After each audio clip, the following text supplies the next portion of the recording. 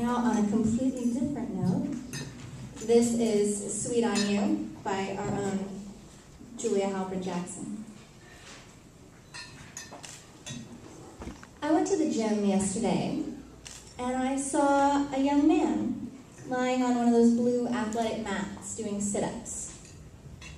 He wasn't like the other guys at the gym, you know, the ones who practically masturbate with barbells. This guy was different. From across the hallway, our eyes met for a brief moment. His shirt had shrunk in the wash, exposing the grooves of his stomach. And then I saw it. That familiar tubing, thin and fine as an uncooked spaghetti noodle, leading from the small plastic square pinned to the elastic hem of his shorts. An insulin pump. Like me, he rarely unhooked that thin tubing from the white sticker on his right hip. He never left the house without at least one bottle of Gatorade. He knows what it's like to hide needles under the skirted table of fancy restaurants, or what it feels like to be awakened by his own body chemistry in the middle of the night. When he goes to the pool, he feels people staring at that patch on his abdomen. In class, his peers cock their ears when they hear that awkward chirping of buttons. Everywhere he goes, people grimace at his peculiar habit of drawing blood from his own fingers. Like me, he must replace the tubing in his side every 3 days, refill the plastic reservoir with insulin, and calculate the exact number of units to take at every meal. He and I are accidental mathematicians. One thing you should know about me, I'm in the closet. Not that kind of closet that you're thinking of, and not quite.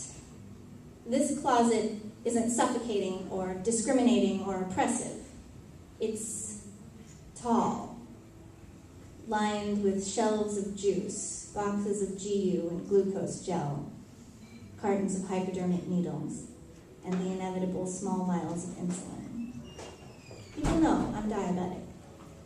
They know photosynthesis is some complicated conversion that occurs beneath the stem, just as they know that diabetes is the sugar disease and Mary Tyler Moore used to have their own sitcom.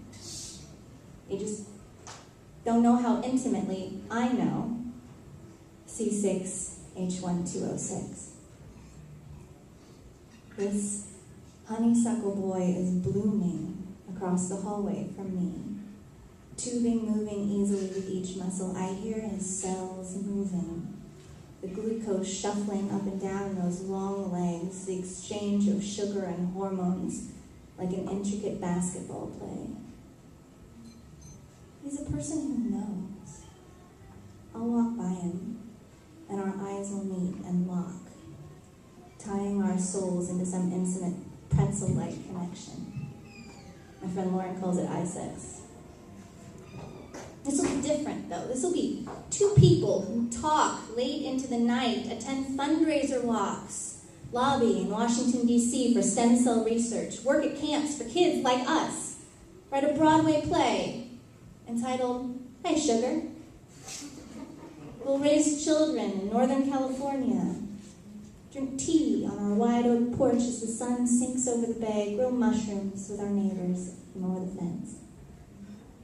I get up, cross the corridor, and prepare myself to look deeply into his eyes. This is when I notice it. The thin, white tubing isn't going to his stomach.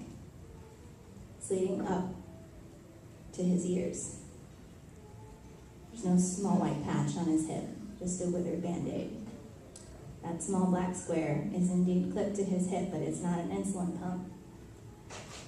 It's an iPod. He doesn't know. How can he? He's singing along to Alan Jackson. He'll never know. He can never know. Suddenly my vision crumbles before my eyes like every hyperbole. Will anyone ever know?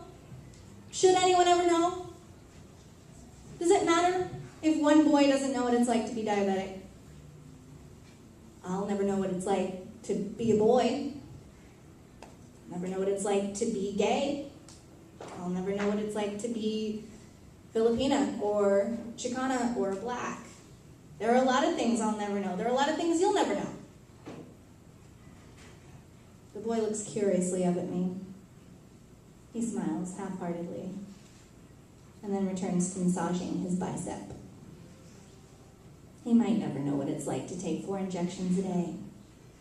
Most likely, he won't have to memorize the carbohydrate counts for everything from spaghetti to Rocky Road ice cream. He might never understand the mechanics of fabricating one's own organ system. He gets up and walks away, removing his headphones, letting their long cords swing at his hip.